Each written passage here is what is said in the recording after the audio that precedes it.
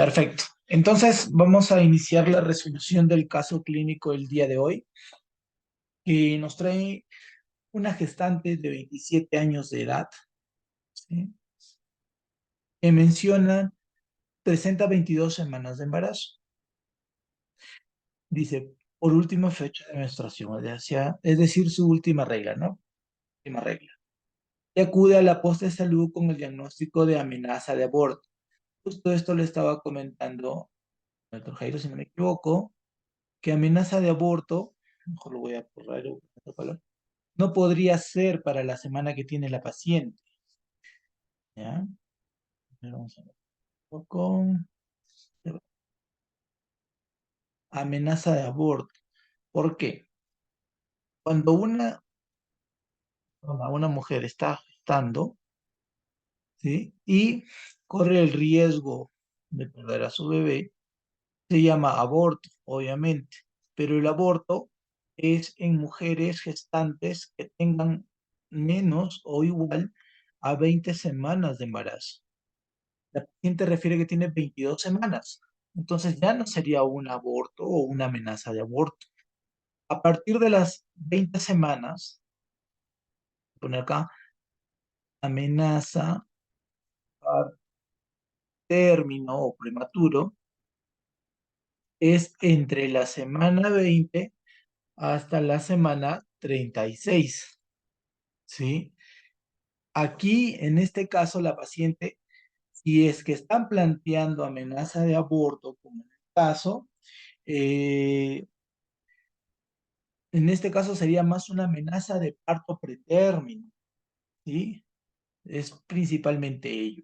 No sería una amenaza de aborto. Esto le podrían dar como tip a su docente si en caso. Esta es alguna pregunta, ¿no? Pero sigamos. Dice, presenta dolor abdominal tipo cólico de intensidad 5/10, no irradiado en región periumbilical. Solamente dice que tiene dolor abdominal, pero no está especificado dónde. Acá dice no irradiado. No me dice dónde puede estar el dolor, porque si fuera periumbilical ya fuera más centrado, ¿no? Y dice que además presenta disuria o laquiuria y orina espumosa. Muy bien. Disuria, ya sabemos el término, ¿sí? ¿Recuerdan qué era disuria?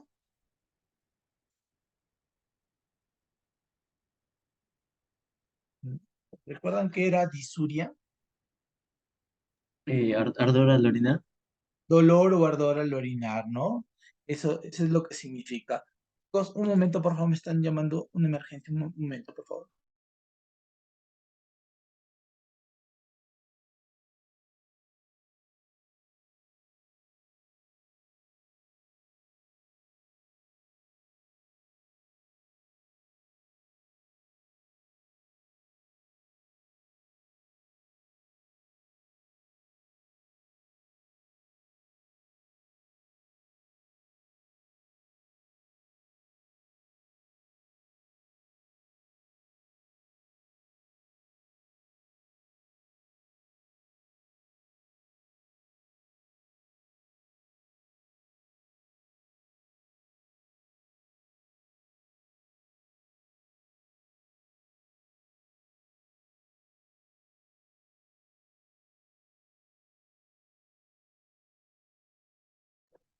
Disculpen, chicos. Muy bien, entonces, hasta acá, la disuria es dolor o ardor al orinar, ¿no? Y poliaquiuria es el aumento del volumen urinario y las veces que acude la persona al baño, ¿no? Perfecto. Ahora, orina espumosa mayormente ocurre cuando hay alto contenido proteico, y proteico, pero en la orina. Si ustedes se dan cuenta, se van a comer una rica parrilla más tarde o más adelante, después de que acabe su ciclo, a celebrar que aprobaron, se van a comer su parrilla.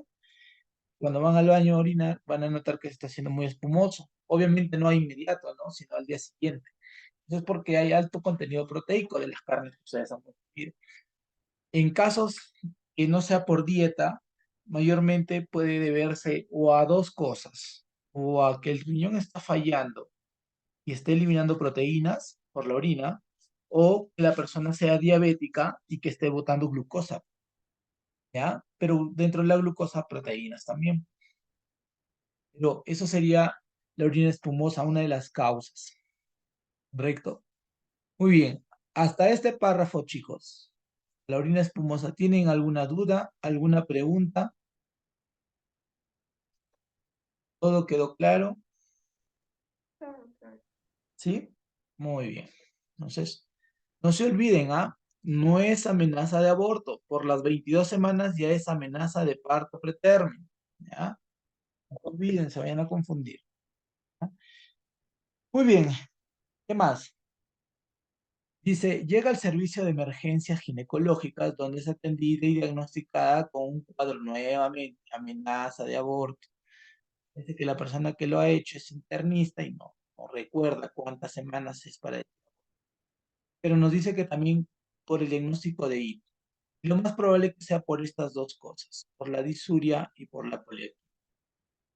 Dice, pero para hacer el diagnóstico confirmatorio, ¿ya? Diagnóstico confirmatorio de ITU, tengo que tener un mínimo, un examen de orina patológico, es decir, que vean bacterias en el examen de orina, y el más específico es el cultivo, ¿sí? O a lo que dicen el urocultivo. Es el más específico, es el que necesito yo para realizar el diagnóstico. Clínicamente puedo hacerlo, sí, Tus estudio con camisas. la teoría, ¿no? Ah, ¿O Laura? corbata de Santa Magdalena. No, póngale la corbata roja con la... Muy bien. Dice, además, menciona, a ver, dice acá, sin embargo, al cabo de 3 horas, dolor abdominal se hace difuso, o sea, ya no está en un solo lado, no nos especificaba dónde, porque acá dice que no irradia, no irradiado, pero bueno, acá dice difuso, o sea, que ya se expande a todo el abdomen, aumentando su intensidad, miren, de 5 sobre 10, o sea, la escala de EVA es una escala denominada escala visual análoga, EVA, ¿ya? En el cual se le da una cartilla a una persona, cada uno tiene una carita, ¿no? Una carita feliz, una carita triste, una carita dolorida, ¿no? Que va de 0 a 10 puntos. Y dependiendo de eso, él te puede decir, bueno, mi dolor es de 5, de 6, es de 10, ¿sí? Eso es lo que significa. En este caso, el dolor era moderado, tenía 5 y aumentó hasta 8. Dice, asociándose hiporexia. ¿Recuerdan qué era hiporexia?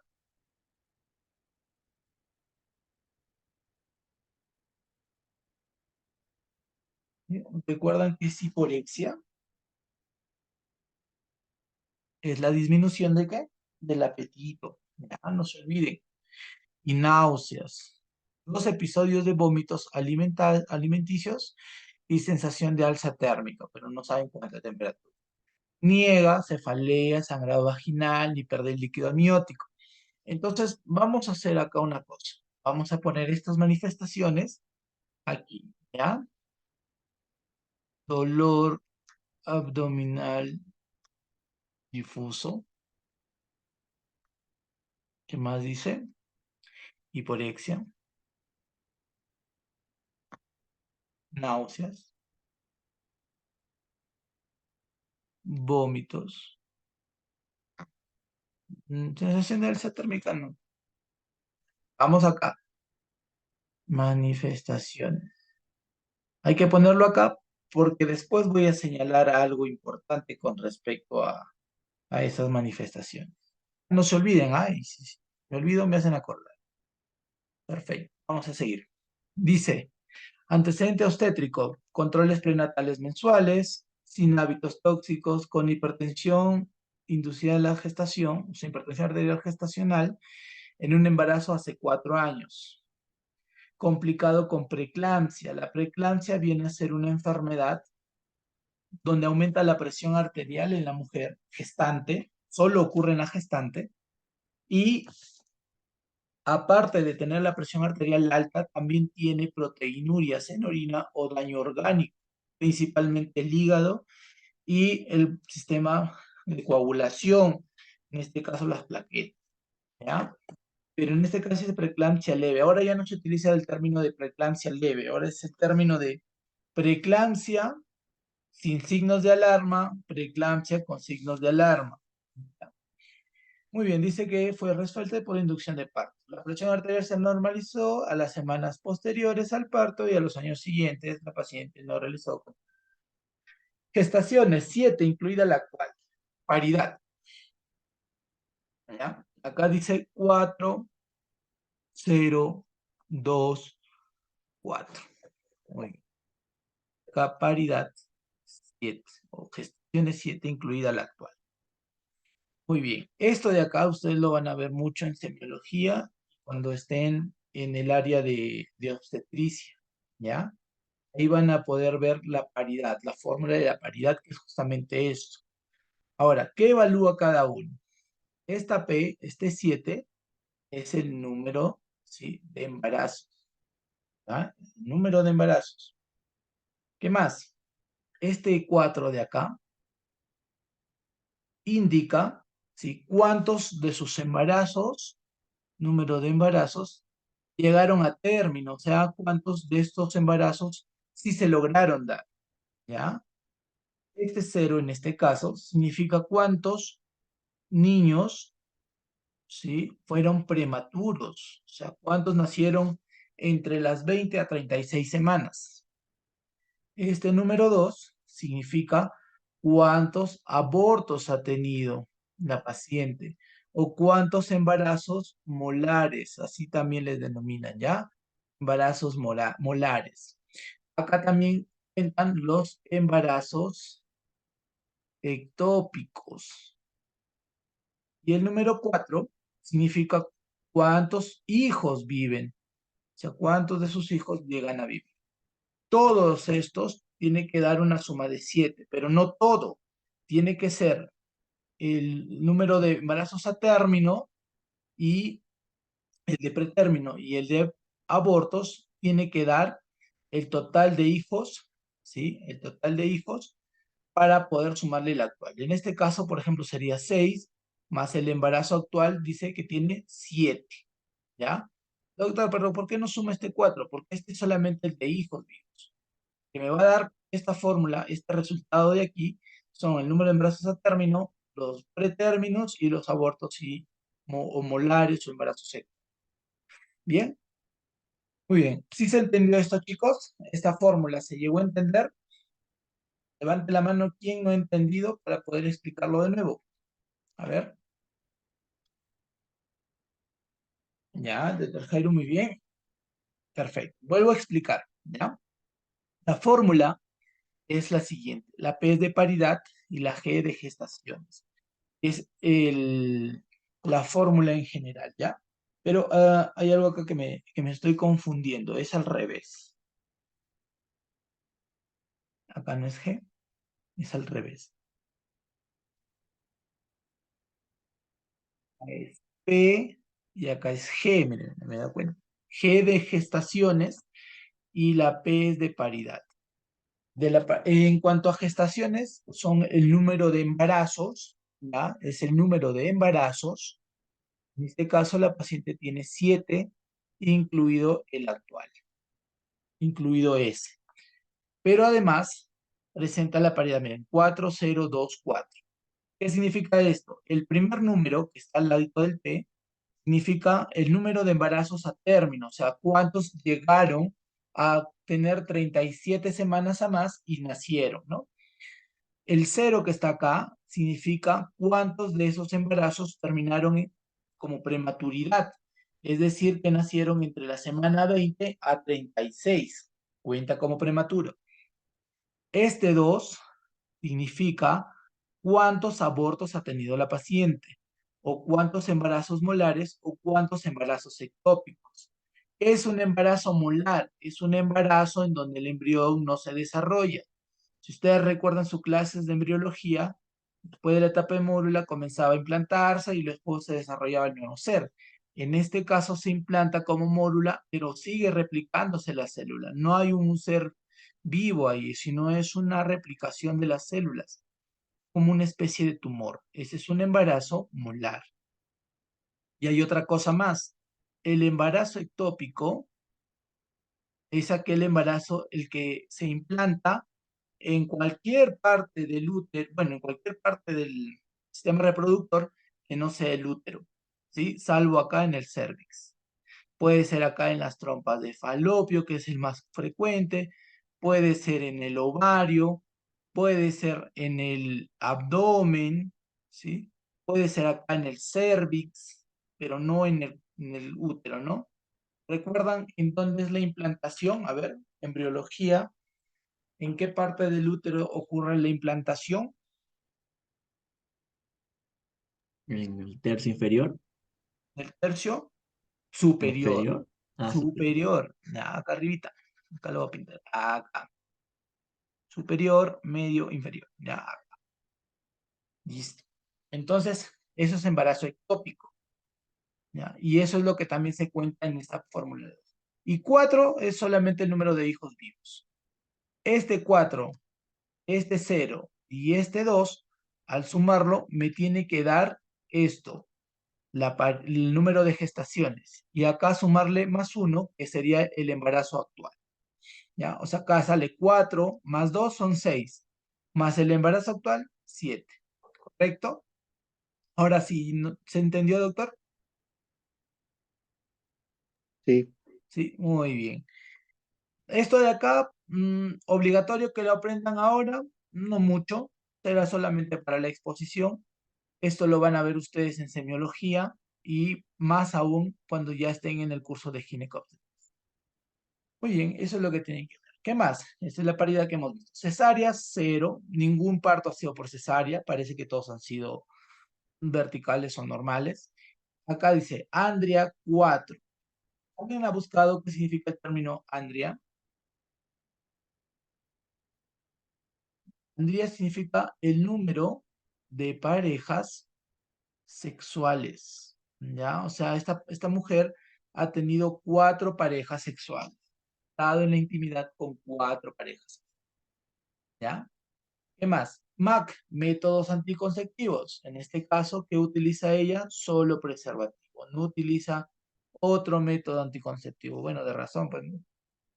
Para eso se asume. ¿Ya? Pero bueno, es en verdad su decisión. En este caso, con el preservativo. ¿Correcto? Entonces tenemos en conclusión una mujer gestante de 22 semanas que fue diagnosticada con ITU y mal diagnosticada con amenaza de aborto, que debe ser amenaza de parto pretérmino, que presenta dolor abdominal difuso, hiporexia, náuseas, vómitos alimenticios, sensación de alza térmica, ¿ya? Sensación de alza térmica.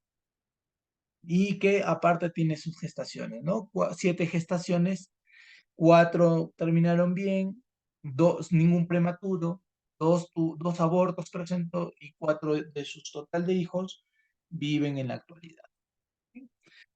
Ahora vamos a la exploración física. Dice que tiene, miren, 140 sobre 95 de presión arterial. Y en la segunda toma, 135 sobre 85. Bueno, entonces, en una gestación, ¿sí? En una gestante, si la presión arterial, ¿sí? La presión arterial sistólica es mayor o igual de 140, ¿sí? Ya se considera como una hipertensión en el embarazo, ¿ya? En el embarazo. Pero aquí, en este caso, hay 2 cosas. Esta hipertensión del embarazo puede ser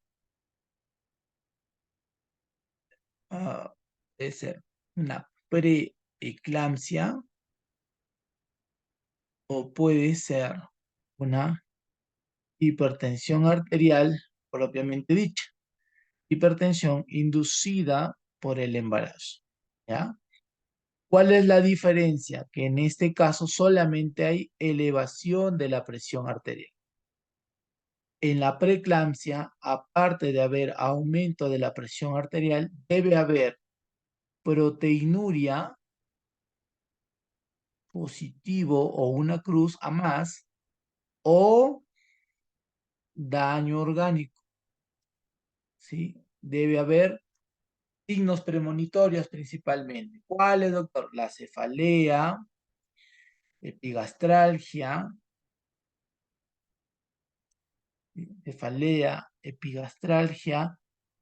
tinnitus, o sea, zumbido de oídos, y por ahí plaquetopenia ya con laboratorio, o sea, disminución de las plaquetas. Esto tiene que haber para poder diagnosticar preeclampsia. Pero hasta el momento solamente es hipertensión inducida al embarazo. Doctor, ¿puede ser preeclampsia? Sí puede, porque ya tiene un antecedente. Ya el antecedente de preeclampsia me dice que esta paciente puede desarrollar nuevamente preeclampsia. ¿Ya? Puede ser por el antecedente. Si no tuviera ese antecedente, podría ser cualquiera de los dos, pero más tira para esto, para preeclampsia. Muy bien, dice, ¿qué más? A ver, frecuencia cardíaca 85 está normal, talla 1,62 m, pesa 85 kilos y su masa corporal es de 32,4, está muy elevada. La respiración es 18 por minuto y temperatura 37,8. O sea, está en febrícula. No es fiebre, es febrícula. Más, edema de miembros inferiores. Ah, esto me olvidé poner acá. Edema también. Edema. Edema en miembros inferiores hasta la mitad del muslo, 2 cruces sobre 3, y dice bilateral, o sea, está en ambas piernas, ¿no? En ambos miembros. Abdomen, doloroso a la palpación profunda, ¿en donde? Fosa ilíaca derecha, pero también pasa a la izquierda. Hipogastro y epigastro. O sea, el dolor es difuso, como se había mencionado en el anterior lado, ¿no? Bueno, en la anterior diapositiva. Era difuso, ¿no? O sea, no se tenía un lugar específico. Pero hay algo que resalta acá. McBurney, doloroso, debe decir positivo, nunca pongan doloroso, debe ser positivo. Signo de Bloomberg, positivo, pero puño de percusión lumbar ausente. Se evidencian restos de secreción blanquecina sin mal olor en labios externos vaginales, ¿no? Y otra cosa también que encontré. Acá, la altura uterina para una gestante de 22 semanas, ¿sí? Para 22 semanas, debe ser entre los 18 a 22 centímetros. Esto es lo normal, ¿sí? Esto es lo normal. En este caso le han puesto 14. Doctor, ¿está mal manejado el caso? Puede ser, pero en medicina todo puede ocurrir y estos 14 centímetros sí puede aparecer, pero esto sería un indicador de qué? De retraso del crecimiento uterino, ¿sí? O lo que se llama RCIU, retraso de crecimiento intrauterino, fetal, ¿no? Que lo puede ocasionar justamente la preeclampsia.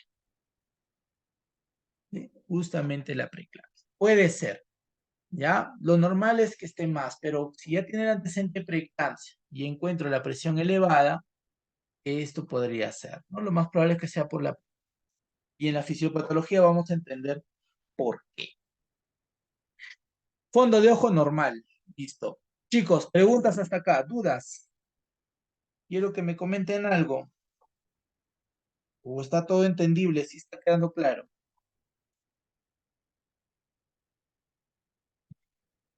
Sinceros, chicos, Todo sean claro, sinceros. todo claro. Sí. ¿Todo claro? ¿Sí? Muy bien, ¿ah? Quiero que lo entiendan bonito. Muy bien. Sigamos, dice, exámenes auxiliares de laboratorio. Tiene un hemograma donde los leucocitos dice 13,35, que es igual a decir 13,350 por milímetro cúbico, ¿no? O sea, los linfocitos están elevados. Tiene una leucocitosis.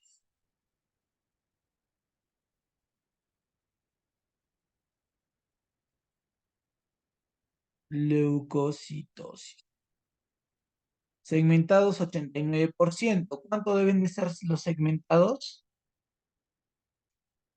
Lo normal, ¿hasta cuánto es? ¿De cuánto a cuánto? 60 a 66%. Elevado. Bastones 0%. Hematocrito 31,1%. ¿Será normal en una mujer ese valor de hematocrito? No, es 36. Mujeres es de cuánto a cuánto, de 36 a más, ¿no? Y 43. Ajá, hasta no. 43, ¿no? Entonces acá está disminuido. Si yo hago la conversión del hematocrito a hemoglobina, ¿cómo lo hago? Divido el hematocrito entre 3,3.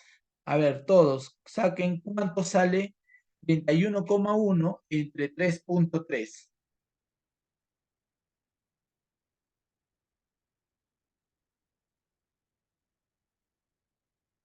¿Cuánto le sale? 9.42. 9,42. Este sería la conversión a hemoglobina, perdón, a hemoglobina. 9,42, ¿qué nos indica? Que tiene una anemia, ¿no? ¿Qué tipo de anemia? Moderada. ¿Ya? Moderada. Bien. ¿Qué más? Examen de orina, mire.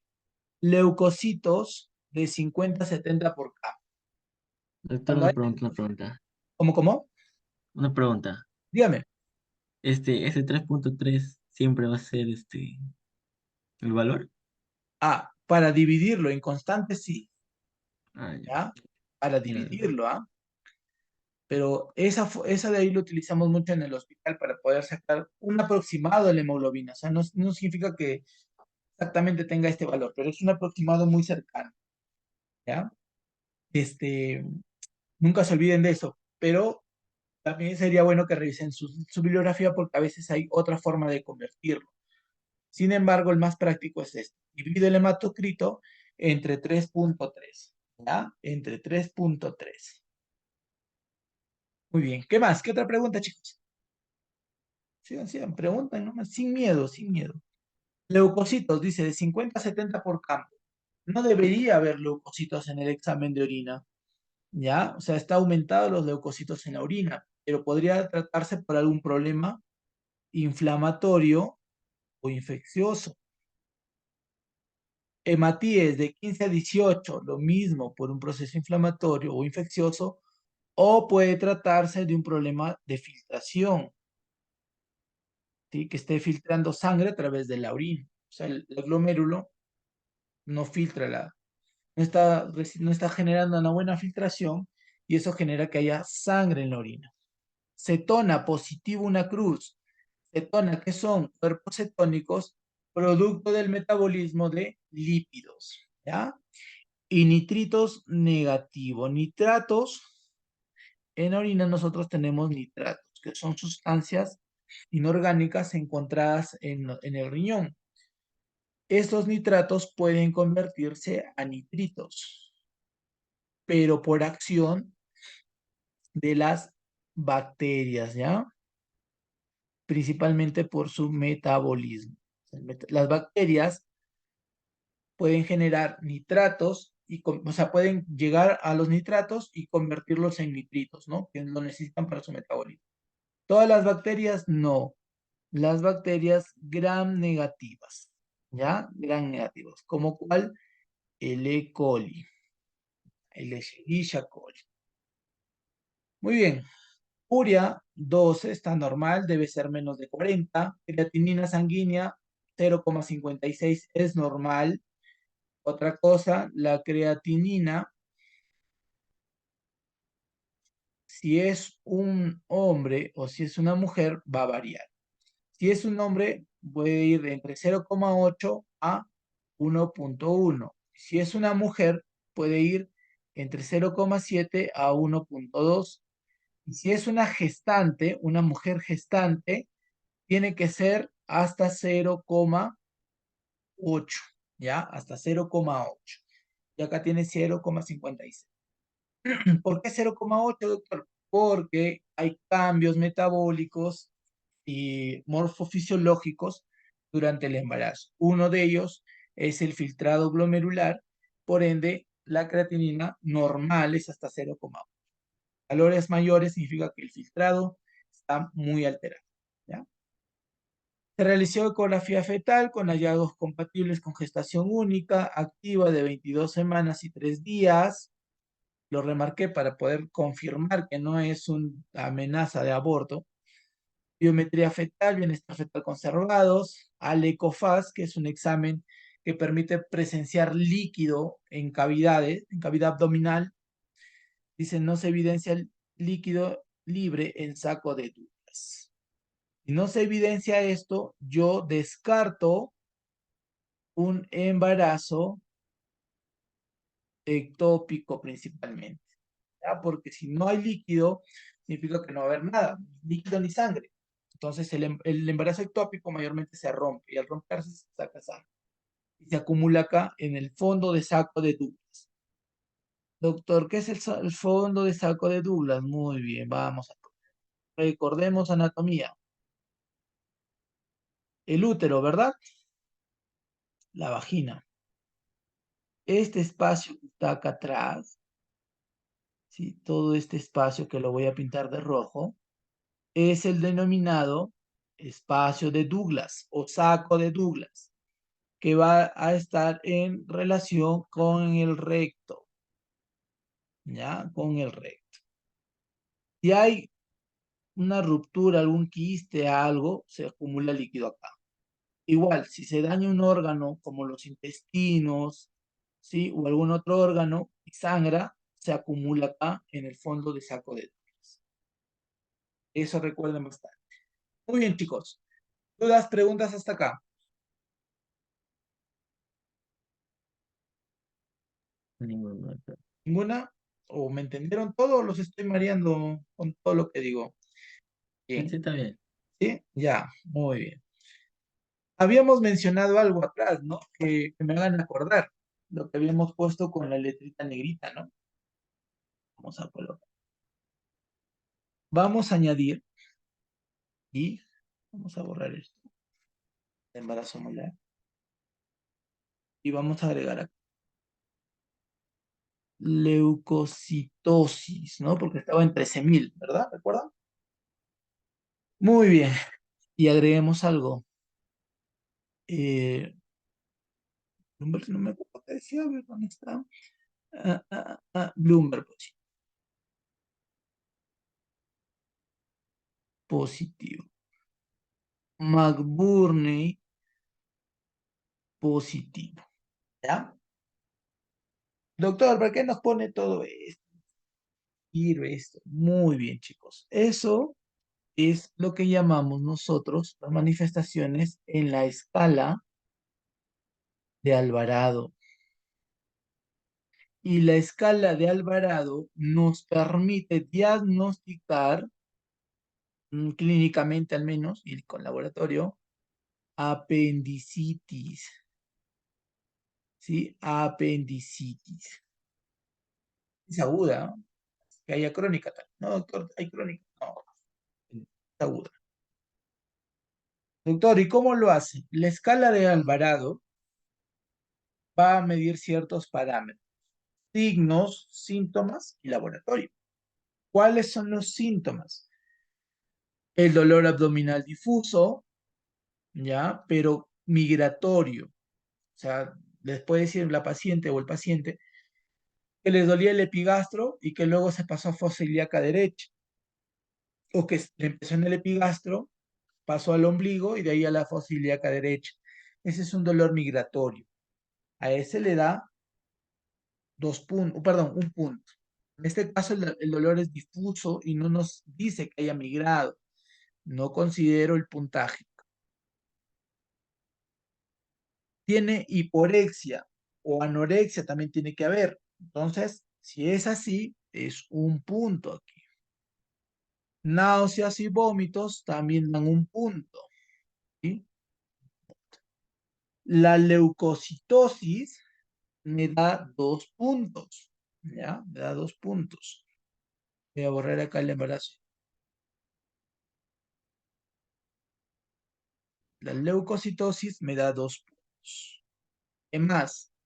El signo de Bloomberg, que viene a ser también un dolor al rebote, o sea, ustedes presionan el abdomen de la paciente, lo sienten duro, y la paciente hace como un aumento de la presión para que bote el dedo, ese es Bloomberg positivo, ¿ya?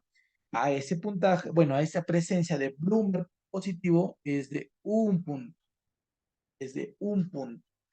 Y dolor a la descomprensión en fosa ilíaca derecha es el signo de McBurney.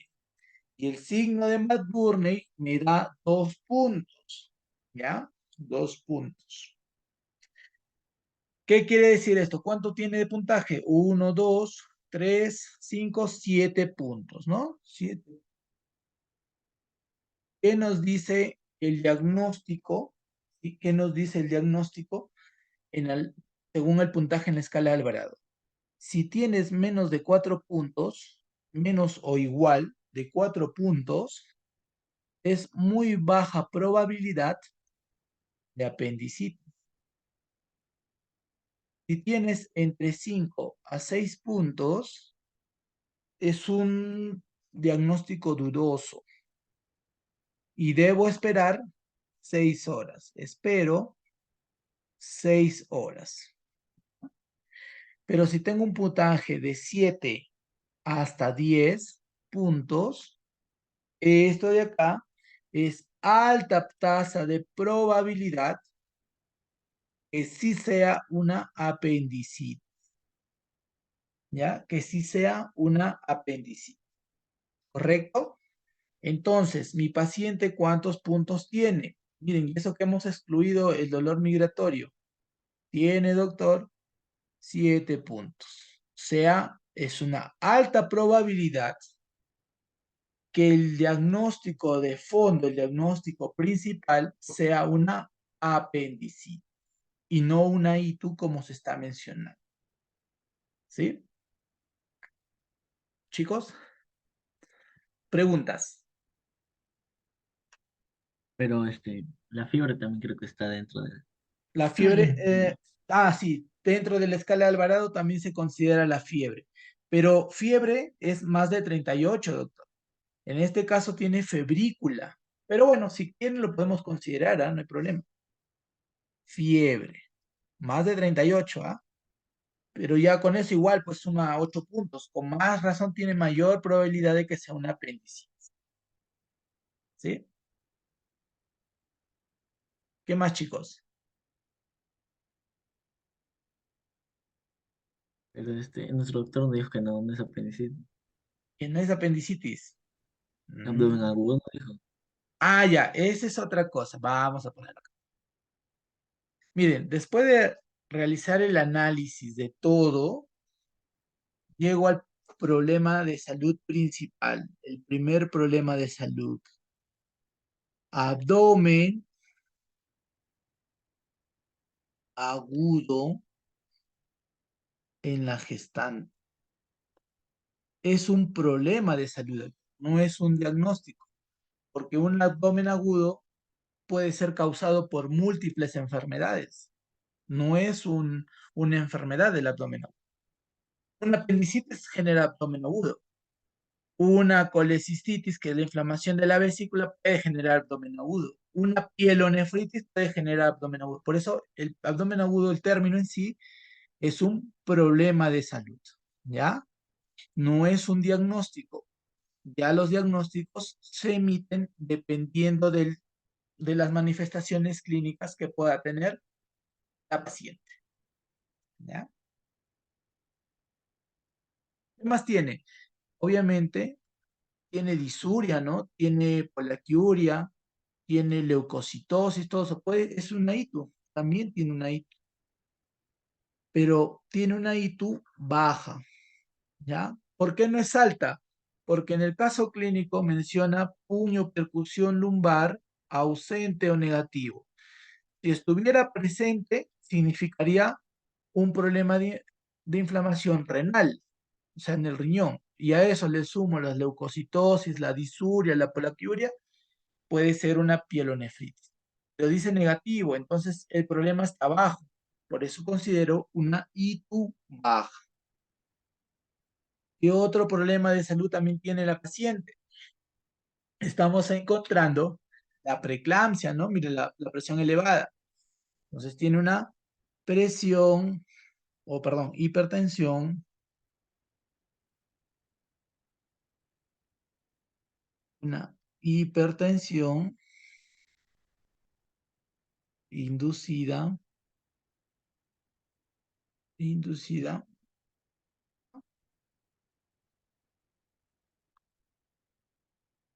por el embarazo. Una inducida por el embarazo. Doctora, el profe nos dijo que no consideremos, pero ¿por qué si lo tiene? ¿Por qué les he dicho que no lo consideren? Si tiene ¿Cuál, la, doctor? ¿Cuál? tiene la. Hay, en el caso, acá en el chat me mencionan de que el profesor les dijo que no consideren apendicitis. Pero ¿por qué no consideran apendicitis si lo tiene? Bueno, Sí lo dijo, es- no, que no consideremos lo que es apendicitis. sí, qué raro. Sí, sí, nos dijo que no, pues que no. ¿Por qué? Abdomen agudo. Y nos preguntó todavía, nos dijo si en caso fuera apendicitis, cuál era su tratamiento, pues. Cirugía. Y ya, pues, cirugía, dicen.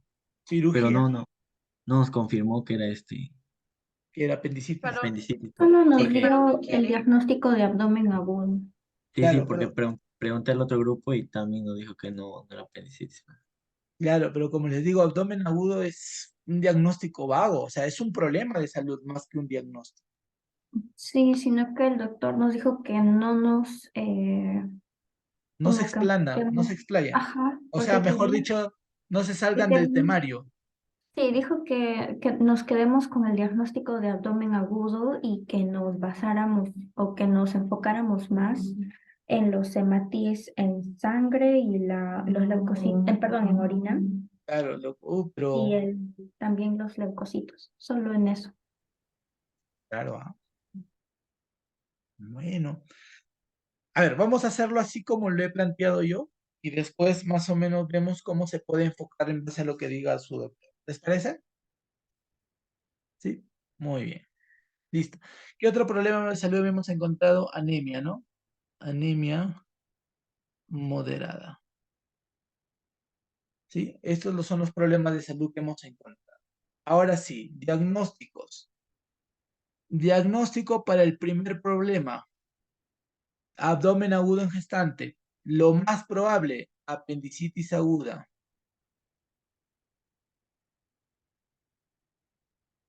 ¿Cuál sería otro de los problemas que puede ocurrir? Dice que tiene presencia de secreción blanquecina, ¿sí? Pero sin mal olor, ¿no? Y rasgos. Podría ser, y es muy raro con las clínicas de la paciente, una enfermedad pélvica inflamatoria. Podría ser la causa, ¿ya? Podría ser la causa. ¿Qué otra cosa más podría tratarse? Si está gestando, tiene una altura uterina muy baja, ¿sí? Y más tiene dolor y la presión alta elevada, podría tratarse de una corioamnionitis. ¿Qué es eso? Infección e inflamación, bueno, infección del líquido amniótico. Muy bien, para el problema 2, para el diagnóstico de la ITU, bueno, para el problema de la ITU, lo más probable es que sea una cistitis, o una inflamación de la vejiga. ¿Cuál podría ser otro? Una uretritis, inflamación de la uretra. Nada más. Para el problema 3, ¿cuál podría ser? Ya con el antecedente y todo, una preeclampsia, ¿sí? Preeclampsia, sino una hipertensión crónica. ¿Por qué? Porque ya tuvo el antecedente de preeclampsia antes. ¿Sí? Vamos a hacer acá el corte, ¿no? Acá hace 4 años tuvo la preeclampsia, ¿no? Entonces pasaron 4 años y salió embarazada de nuevo, pero dice que en este tiempo no se hizo controles de presión, de repente la presión se mantenía alta, ¿no? Y ya viene arrastrando ese problema desde antes. Por eso le considero acá como diagnóstico de hipertensión arterial crónica. Y para la anemia moderada, Es el cuarto problema. Puede ser una anemia moderada, ferropénica, no tiene hierro, de repente no está consumiendo alimentos, o también una anemia moderada, podría ser por malnutrición. Acá por deficiencia de ácido fólico, de repente una deficiencia de vitamina B12, ¿no? Y esos son los diagnósticos para cada uno de los problemas de salud que tiene la paciente. ¿Cómo diagnostican cada uno? Bueno, la apendicitis es un diagnóstico clínico, se puede confirmar con eh, una ecografía porque está gestando. Lo recomendable es una tomografía, pero como está gestando no puedo darle. Entonces, una ecografía. Y observo el apéndice inflamado, ¿no? Para la enfermedad pélvica inflamatoria, un cultivo de esa secreción blanquecina, ¿sí? De la secreción, confirmo el diagnóstico. Para la coriomionitis, tengo que determinar a través de una biopsia del líquido amniótico, que es lo más raro que pueda haber, ¿no? Mayormente no se hace. Puede hacerse también una ecografía, ¿ya? Una ecografía. Y así de paso también veo cómo está el bebé. Citis uretritis, ya los mencioné, se diagnostican con un urocultivo o en su defecto un examen de orina con bacterias patológico. Acá en el laboratorio no nos dice que hay bacterias o no, solo nos dice leucocitosis, matíes, no nos dice otra cosa. Preeclampsia, ya los mencioné, ¿no? Se diagnostica con la clínica y proteínas en orina. Hipertensión crónica, si esto sale negativo, entonces se confirma hipertensión. Y una anemia moderada, todo esto con un hemograma completo. Hemograma completo. Y aparte quiero saber si la anemia está siendo por malnutrición, por deficiencia de vitamina B12, ácido fólico o por hierro. Entonces, ¿qué pido? Pido volumen corpuscular medio, pido saturación de hierro y ferritina. Permiten saber si tengo buenos depósitos de hierro, ¿no? Muy bien. Dígame, doctor. Dentro de los problemas de salud no se puede considerar lo que es edema y obesidad. El edema puede ir acá, en la hipertensión inducida por el embarazo para la preeclampsia. Ahí puede ir el edema. La otra, la obesidad, sí, hay que considerarlo, me había olvidado. Obesidad, ¿no? ¿Tiene cuánto de IMC? Tiene, ¿dónde está? 32, ¿no? 32.4. Sería una 2.4. obesidad tipo 1, ¿no? Tipo 1. ¿Sí? Podría ser. Y la obesidad queda como ese problema, ¿no? Como obesidad en hipótesis diagnóstica. Muy bien. Pero de todos estos, yo me atrevo a decir que la apendicitis aguda es el diagnóstico principal al abdomen agudo. Y la cistitis es para la ITU que tiene. Ella está haciendo preeclampsia. Eso es lo que yo me animaría a decir.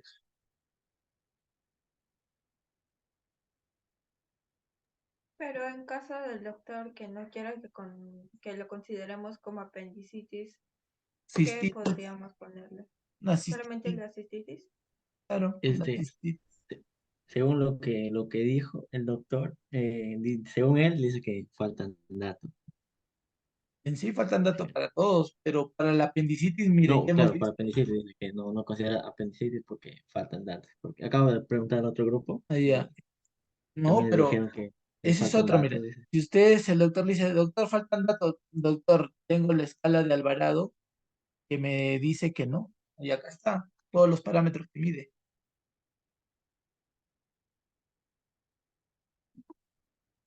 No, nosotros no le hemos dicho eso. El doctor nos dijo de frente, no van a considerar lo que es apendicitis.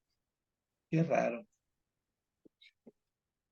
Y no solo la apendicitis es en la gestante, sino es un problema que ocurre en casi toda la población, varones, mujeres, pero cojamos con el diagnóstico de hito, ¿ya? Y no es un aborto, por si acaso, ya hemos visto ya, ¿no? Es una amenaza de parto preterno. Bueno, muy bien. ¿Qué necesita? A ver, hasta acá, ¿qué otra cosa más, chicos, para antes de pasar a la parte de la fisiopatología? Consideremos la cistitis entonces, consideramos la cistitis y que esto puede estar conllevando a la amenaza de parto pretérmino. Ese podría ser el otro problema. Avena en gestante, ¿qué podría ser acá? Otro problema, amenaza de parto pretérmino. Amenaza-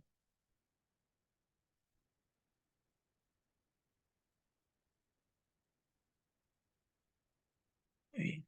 Entonces, ¿consideramos la cistitis entonces, chicos? ¿O hablamos de la apendicitis? Ustedes dirán. Yo digo que es apendicitis. Es Ustedes dirán. que sí, pero en ese caso, que si cumple todos los requisitos, yo también digo que fuera Claro, apendicitis, pues. claro, Claro, y ya le sustentamos al doctor porque si no, claro. O los dos, ya, los dos. Por ahí no dice el doctor Jairo los dos. Vamos a hablar de los dos, ¿ya? ya. Muy bien. Vamos a hablar de los dos. Listo, vamos acá. Vamos primero con el de apendicitis, ¿ya? Apendicitis. ¿Por qué es una apendicitis? Muy bien. Ya, hoy tenemos acá un abdomen de la mujer, ¿sí? Que está gestando. Y obviamente si está gestando, ¿qué sucede con el útero? Va aumentando de tamaño, ¿no? El útero, ¿qué ocurre? Aumenta de tamaño. ¿Cuántas semanas tiene? 22 semanas. O sea, el útero debe estar grandecito. ¿Qué sucede al momento que ustedes, eh, bueno, que la mujer sale gestando y el útero aumenta de tamaño? Desplaza los órganos abdominales hacia arriba, ¿no? El intestino, ¿sí? El colon ascendente, el apéndice, ¿sí? Por ahí la vejiga también un poco, el colon sigmoides, lo va comprimiendo y lo va haciendo que se desplacen hacia arriba, ¿verdad? Muy bien. Entonces, es otra cosa. El útero aumentar de tamaño desplaza órganos abdominales. Desplaza órganos abdominales ¿hacia dónde? Hacia arriba. Y también puede comprimir órganos, como cuáles. La que comprime mayor frecuencia es la uretra, ¿ya? La uretra. Pero también puede comprimir el apéndice, ¿sí? Bien. Entonces, esto es lo que sucede durante el embarazo. El momento de que crece el útero, desplaza los órganos hacia arriba y comienza a generar un desplazamiento de los órganos abdominales. Una vez que se desplazan esos órganos abdominales, comienzan a haber alteraciones fisiológicas. Por ejemplo, el intestino comienza a disminuir, ¿sí? Acá. El intestino, ¿qué sucede? Disminuye su peristaltismo. ¿Y esto qué conlleva? A un estreñimiento, ¿sí? Un estreñimiento. ¿Qué más? Se puede comprimir, perdón, también desplaza y comprime al riñón. Y al desplazarlo puede producir una compresión de una vena que está a nivel del abdomen. ¿Cómo se llama esa gran vena que está acompañado a la aorta en el abdomen? ¿Recuerda cómo se llama? Vena cava inferior. Vena cava inferior. Muy bien. Al comprimir esta vena cava inferior, lo que produce es un aumento de la presión venosa y por ende un aumento de la presión hidrostática. Y esta presión hidrostática conlleva a la presencia de edemas, ¿sí? En miembros inferiores, ¿ya? Por compresión de la vena cava inferior. Pero si comprimes el apéndice, ¿qué vas a generar? Una obstrucción de la luz apendicular, ¿no? O sea, del apéndice. Hasta acá estamos claros, ¿verdad? Me están siguiendo, ¿no? Sí, sí. Sí. Muy bien. Vamos a continuar. Entonces, si obstruyo la luz apendicular, más o menos ponemos acá el ciego, yeyuno del apéndice, ¿no? Entonces, si yo comprimo la luz por algo, por desplazamiento de órgano o alguna otra forma de comprensión, inclusive si no fuera una gestante, puede ser un fecalito, ¿no? O un parásito que obstruya, sea cual fuese la situación en la que se obstruya esa luz, lo que va a generar es que se comprima no solamente la luz del apéndice, sino también por ahí el riego sanguíneo que recibe el apéndice, ¿ya? La sangre que recibe, o sea, lo comprime. Al momento que lo comprime, ¿sí? Al momento que lo comprime, todos los microorganismos que se encontraban dentro de la luz del apéndice, porque es parte del intestino, comienzan a proliferar, ¿sí? Comienzan a proliferar y comienzan a generar, ¿qué cosa? Una inflamación. O sea, se inflama el apéndice. Una vez que se inflama, comienza a hincharse, a edematizarse y agrandarse, ¿sí? Una vez que se inflama, se edematiza, se edematiza. Esta fase aquí, hasta la edematización del apéndice, toda esta fase se denomina, vamos a ponerlo por acá, como la fase congestiva, porque se está inflamando, se está edematizando, ¿ya? Esa es la fase congestiva. Doctor, o sea, cuando tú te embarazas tienes a tener un riesgo de tener apendicitis. Bueno, si me embarazo yo, no, pues no podría, ¿no? No, Pero no. sí, la mujer, o sea, si la mujer se Claro, embaraza, claro. corre el riesgo de hacer apendicitis. No es frecuente. De 100 embarazos, entre 6 a 8 mujeres hacen apendicitis durante el embarazo.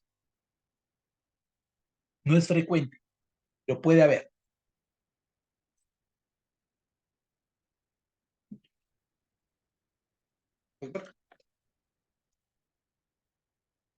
No lo voy a tomar ahora.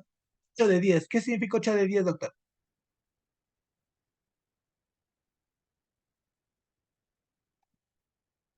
Doctor Jairo. Ah, 8 de 10 de qué? ¿Apendicitis de qué? ¿Del puntaje que hemos sacado del Alvarado? ¿A eso se refiere? Ah, no, 8 de cada 100, no de cada 10. 8 de cada 100 mujeres. ¿Ya? 8 de cada 100 mujeres. Yo digo entre 6 a 8% de todos los embarazos. ¿Ya? Es muy bajo, pero puede haber. Digamos. Muy bien, ya habíamos dicho que se dematiza y a esa fase, a ese primer periodo se denomina la fase congestiva, ¿no? Como se sigue inflamando, va a ocurrir, ¿qué cosa? Una disminución del flujo sanguíneo, ¿no? Y si ocurre una disminución del flujo sanguíneo, ¿qué va a suceder con el apéndice? ¿Se necrosa? se necrosa, ¿no? Necrosa, ¿ya? Pero antes de que se necrose, se me estaba yendo, vamos, se necrose. Como se está edematizando, hay aumento de las bacterias que habíamos mencionado que están dentro del apéndice, ¿no? Pendicular. Y este aumento de las bacterias apendiculares que comienzan a generar presencia de pus dentro de las paredes del apéndice. Y esta es la segunda fase. Es la llamada fase supurativa. ¿Sí? Supurativa. ¿Correcto? Y acá, si como se está edematizando y hay una fase supurativa, disminuye el flujo sanguíneo del apéndice. Y es lo que mencionó, doctor. Una necrosis apendicular. Y esta es la tercera fase en la apendicitis. ¿Correcto? ¿Qué más? Como ya se está perforando, el contenido intestinal sale a cavidad peritoneal. Bueno, como se está necrosando, perdón, es como si fuera un plátano y que tenga una zona oscura, bien negrita, ¿no? Que está días ahí. Cuando ustedes lo tocan, rapidito se perfora, se hunde su dedo. Lo mismo. Y esa es la otra fase, se perfora. Es la fase perforativa, la apendicitis. ¿Ah? Esta es la fase perforativa. Bien. Entonces, doctor, ¿pero por qué le duele a la persona con apendicitis, no? O sea, ¿por qué tiene el dolor? ¿Por qué? Porque dentro de acá del abdomen, en el intestino, también tenemos nosotros terminaciones nerviosas, ¿no? Tenemos los nervios sensitivos. ¿Qué nervios sensitivos son los que tenemos? Los nervios sensitivos tipo A, que son muy rápidos en emitir señales dolorosas. El tipo B, que tiene más o menos, y el tipo C, que casi no es de mucha ayuda al inicio porque no emite el impulso doloroso de forma muy rápida, ¿ya? Entonces, como se está inflamando, comienza a estimular a ese sistema nervioso. Pero ¿qué más también sucede? Comienza a haber un aumento de las prostaglandinas que se secretan ¿no? Por ejemplo, la prostaglandina E. ¿Y qué más? Las interleuquinas, ¿sí? Las interleuquinas. Eso, más la inflamación y la proliferación bacteriana, que van a conllevar a un aumento de los leucocitos. Los leucocitos. Y de todos los leucocitos, ¿cuál es el que más beneficio y ayuda tenemos frente a infecciones agudas bacterianas, doctores? Ustedes que ya están llevando inmunología o ya lo están terminando. ¿Qué leucocitos son los que actúan frente a una infección bacteriana?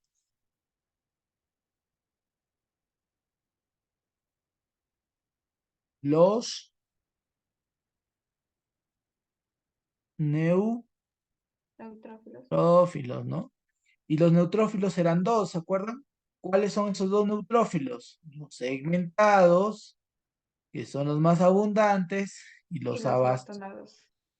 que son los más pocos, son los menores en estos neutrófilos. ¿Cuánto es lo normal de segmentado? Ya hemos dicho entre 60 a 66%. ¿Cuánto es lo normal de bastonados? Menos del 5%. Si supera ese valor es porque hay algo que está generando su proliferación. En el caso clínico, la paciente tiene 80, ¿no? 89% de segmentados. Eso quiere decir que la infección bacteriana está muy, muy, muy activa. ¿Sí? Muy activa.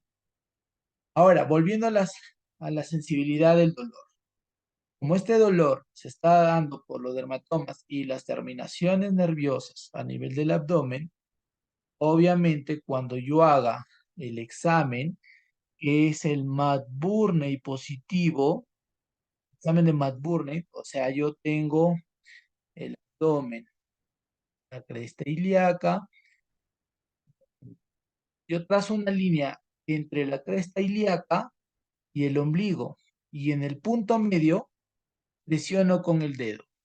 Si la paciente o el paciente se queja de dolor, es McBurney positivo.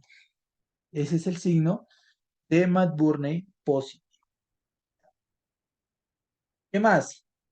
Ya, doctor, no solamente McBurney positivo hay, no, hay otras manifestaciones.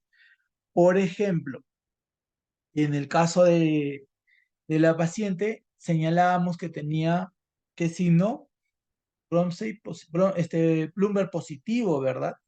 Y el Bloomberg positivo se da por irritación peritoneal. Entonces, si estoy en la fase de necrosis o de perforación, esto sumado a las prostaglandinas y las interleuquinas pueden conllevar a la irritación peritoneal. ¿Cómo es eso? La pared abdominal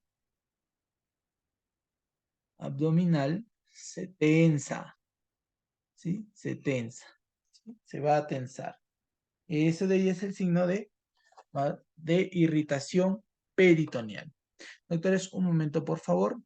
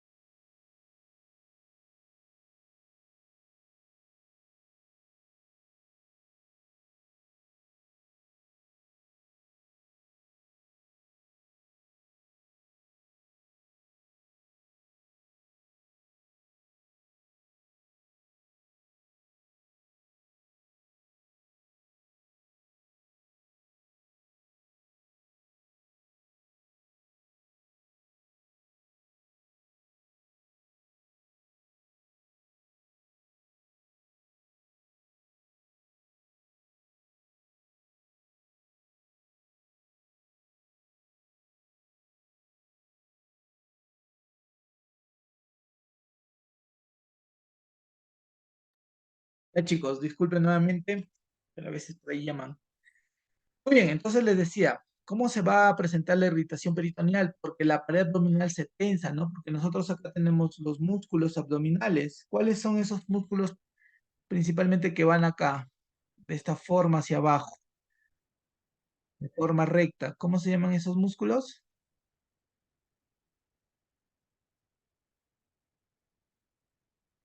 Ujú. Anatomía. El recto del abdomen. Recto del abdomen. Principalmente eso, y los que están acá al costado, ¿no? ¿Cuáles son esos músculos? Oblicuos. Los oblicuos, ¿no? Oblicuos, anterior, posterior, ¿no? Y esos son los principales que se tensan, porque justamente hay esta irritación peritoneal. Y esto muchas veces se puede confundir que está gestando con un falso trabajo. ¿Cómo se llama el signo que está acá en la irritación, perdón, la irritación peritoneal? Bloomberg, ¿no? Un Bloomberg positivo. Es el signo de irritación peritoneal. Mayormente ocurre en estas fases, en la fase, mayormente en la fase necrótica, o sea, en la necrosis apendicular. Ya cuando es perforativa, pucha, peor todavía. Y el paciente acá comienza inclusive a llegar al shock séptico, al shock. Y esto es lo que genera el dolor abdominal, en este caso en la gestante, ¿no? La apendicitis aguda que se está produciendo, ¿sí? Eso explica por qué tiene McBurney positivo, Bloomberg positivo, por qué tiene leucocitosis, por qué tiene los edemas en miembros inferiores también que puede estar presentando, ¿sí? Todo esto. Y la febrícula, ¿no? Por las prostaglandinas. Prostaglandinas va hacia el hipotálamo, ¿qué hipotálamo? Anterior, ¿no? Estimulan al centro termostático y aumenta la temperatura corporal. Y eso es lo que puede producir. Muy bien, chicos. ¿Dudas, preguntas?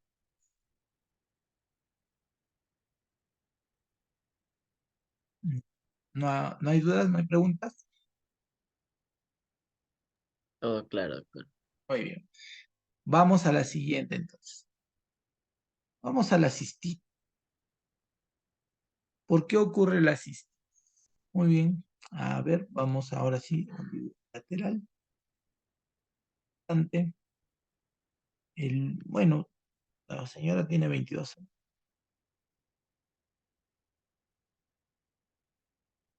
Ahí, más o menos. ¿La vejiga es posterior o anterior al útero? Anterior.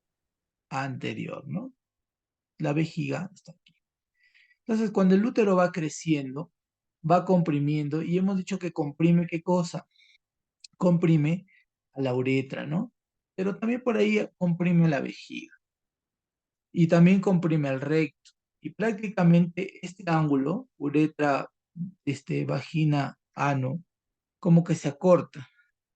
Y los microorganismos que se encuentran dentro de la cavidad rectal pueden pasar al útero o pueden pasar a la vejiga.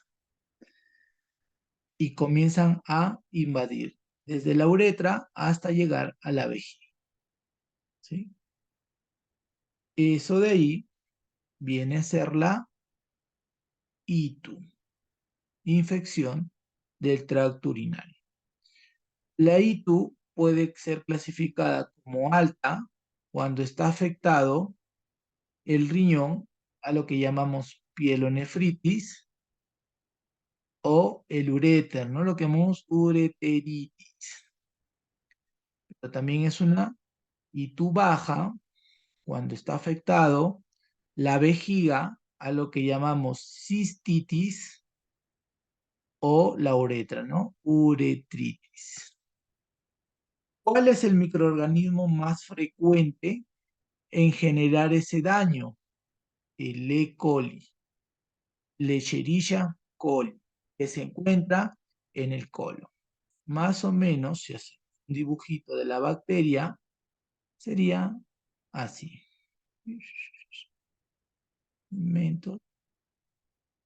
¿Ya? Una bacteria gram negativa, ¿no? Acá, una bacteria gram negativa y que tiene flagelos y tiene cilios.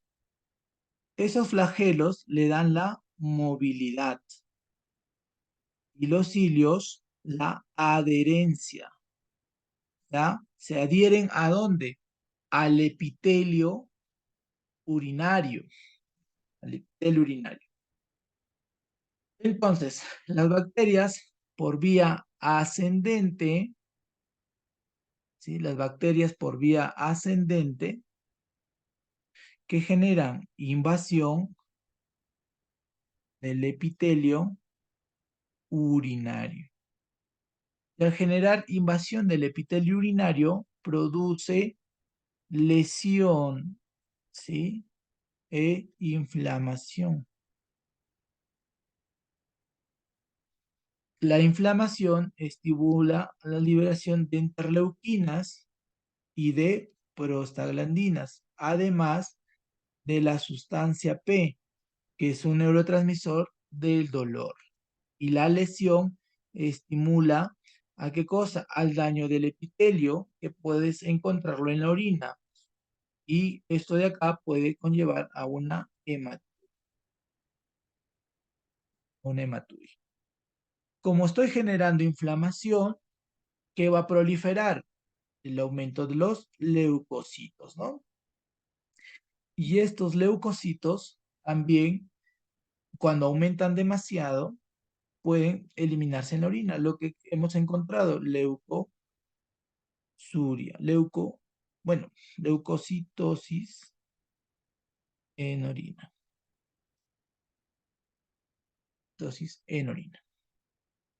leucuria.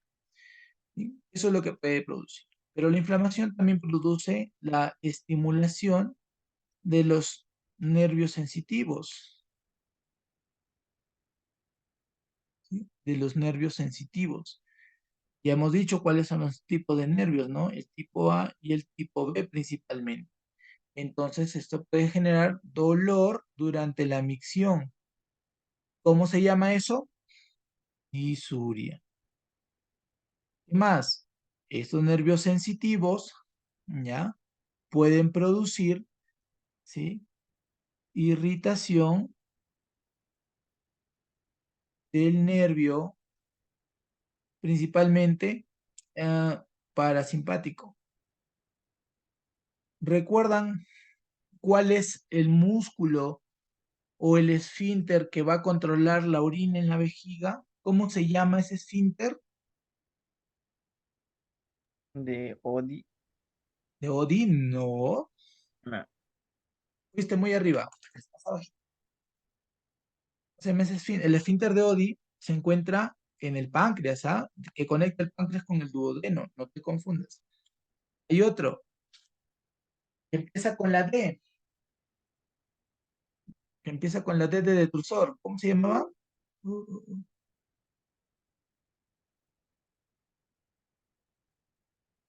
El detrusor, pues, que estimula al músculo detrusor y favorece el aumento del vaciado de la vejiga. ¿Y esto cómo se denomina? Poliuria o polaquio. ¿Ya? Muy bien. ¿Qué más? A ver, en esta parte. ¿Por qué se generan náuseas y vómitos? Porque justamente hay irritación del parasimpático abdominal y esto también puede estimular el vómito, ¿no? Puede estimular el vómito, las náuseas. ¿Y qué más? Como se está ocurriendo esta inflamación, hay secreción de prostaglandinas, no se olviden que las prostaglandinas a nivel del útero, ¿sí? A nivel del útero, favorece las contracciones. Las prostaglandinas estimulan a las contracciones. Contracciones uterinas. ¿Ya? Estimula las contracciones uterinas. Entonces, si es una mujer que está gestando, que tiene acá su producto, puede conllevar, si es que es menos de 20 semanas, menos o igual de 20 semanas, al aborto, ¿no? Pero como la paciente tiene 22 semanas, a la amenaza parto, parto pretérmino, de parto pretérmino. Esto es porque se está produciendo también ese tipo de dolor.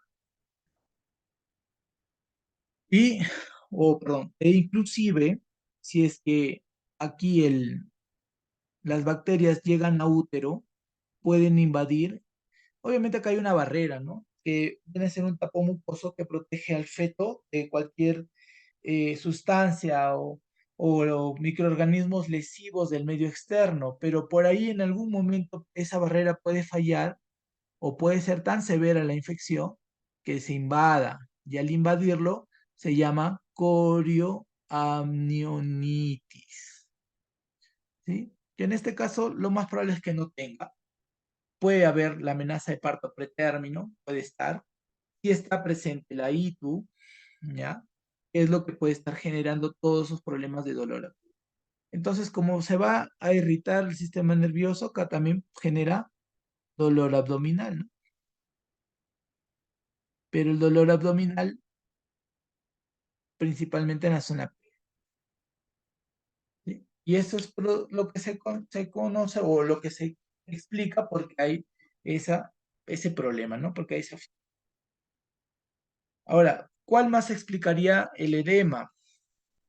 El aumento de la presión arterial conlleva la preeclampsia, ¿sí? Si es que hay proteinuria positiva, proteinuria, si es positivo, ¿ya? Y como se está eliminando proteínas, hay un desequilibrio coloidosmótico. Y este desequilibrio coloidosmótico favorece al edema. ¿Por qué? Porque los líquidos pasan al tercer espacio, ¿no? Y mayormente los más afectados son los miembros. Eso sería prácticamente casi todo lo que señala el caso clínico. ¿Dudas, preguntas?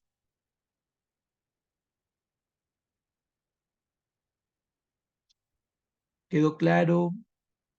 ¿No quedó claro? ¿Convencen? ¿No se convencen? ¿Dicen? Ah, doctor, Sí, dígame, doctor David.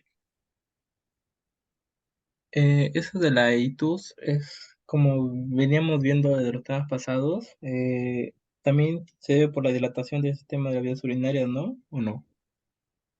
¿Dilatación de dónde, Por, disculpe? ¿De las vías de las urinarias? vías, ajá, por el efecto de las hormonas de la Ah, claro, progesterona. podría ser. Sí, por el embarazo, ¿no? Sí. Ajá. Pero hay algo más, algo que por ahí me olvidé mencionar es de que si se invade el útero, ¿sí? Si invaden el útero, es porque disminuye el pH, o sea, perdón, no es que disminuya, aumenta el pH vaginal. El pH vaginal tiene que ser ácido, ¿no? Es un medio ácido, pero cuando hay un embarazo, hay un cambio hormonal, eso estimula el aumento del pH, o sea, lo vuelve más alcalino. Además que también disminuye a unas bacterias que se encuentran en la vagina. ¿Cómo se llaman las bacterias de la vagina? Que daban también el medio del pH, el lactobacillus, ¿sí? Lactobacillus. Eso también puede generar que se desarrolle más esto, ¿no? Las infecciones y llegar al útero. Y en el caso de la mujer también, ¿no? Porque se acorta y se dilata, como menciona por el embarazo, la vía urinaria, principalmente la uretra, ¿ya? La uretra. Muy muy bien, chicos. ¿Otra duda, otra pregunta? ¿Otro comentario? Muy bien, doctor.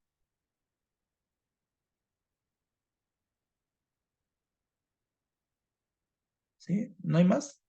Doctor Jairo, doctor Eric, doctora, Todo bien, doctor, todo chévere.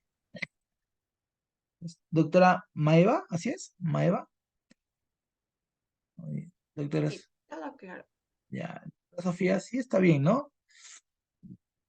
Solo eso les piden, ¿no? A ver, tengo una dudita chiquita dice, sobre el vómito. Ah, ya. El vómito ya lo habíamos señalado, ¿no?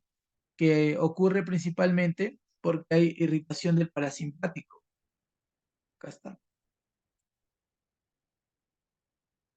Entonces, el parasimpático, no se olviden que es un nervio que controla toda la funcionalidad junto con el simpático. Pero el parasimpático, si se estimula, puede producir náuseas y vómitos, ¿no? Que es lo que está produciendo en este caso la cistitis. En la apendicitis también igual. Como hay irritación peritoneal, ¿sí? Como hay irritación peritoneal, vamos por acá a señalar, esto también estimula al parasimpático.